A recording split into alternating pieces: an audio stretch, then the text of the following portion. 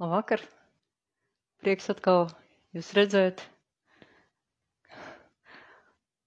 Un šodien ir jau jauna, esam veselu nedēļu jau nodziedājuši un tagad vēl priekšā vēl 2 nedēļas.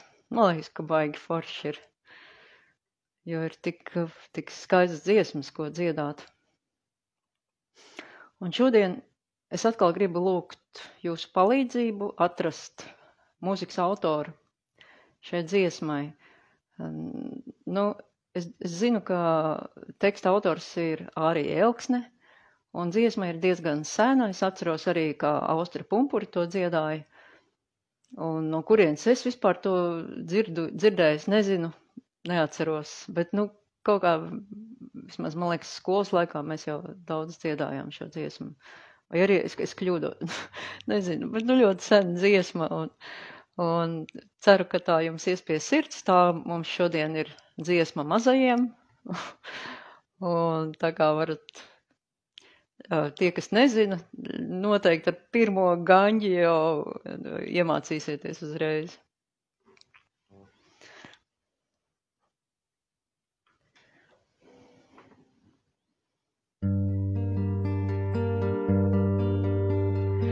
Vauva, vauva, mazais lauva, taisi acis ciet. Arī saules sildītāja jau pie miera iet. Nāc, es paauklēšu tevi, manu saldumiņu. Mutē spīd tev pirmais zobiņš, maz baltumiņš. Nāc, es paauklēšu tevi, manu saldumiņu. Mutē spīd tev pirmais zobiņš, maz baltumiņš. Augsi liels un stiprs kļūsi, tāds kā tētis tavs. Ak, kur blandās viņš tik ilgi, kad tik nošauts nav. Augsi liels un tavām ķēpām asinīgi augs, un par zvēru valdīnieku visi tevi sauks. Augsi liels un tavām ķēpām asinīgi augs, un par zvēru valdīnieku visi tevi sauks.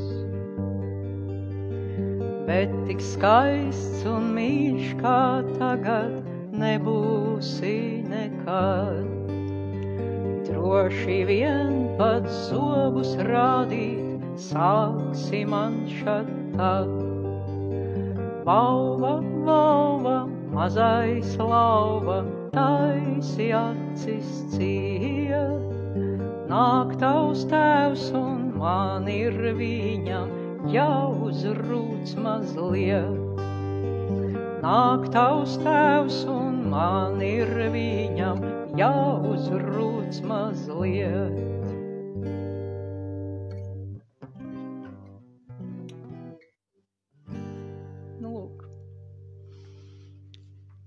Lūk, tāda dziesma. Ļoti īsa, ļoti skaista. Ceru, ka jums gāja pie sirds. Un paldies internetam, ka viņš nepārtrūka. Labi.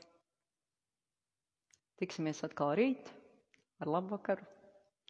Un jā, tiešām tad to dziesmas autori, ja zinat, noteikti atrakstiet man. Ne tikai man, rakstiet komentāros, lai visi to redz. Jā, un stāstiet, kā jums iet ar dziesmu dziedāšanu un mācīšanos. Ar labvakaru līdz rītņam.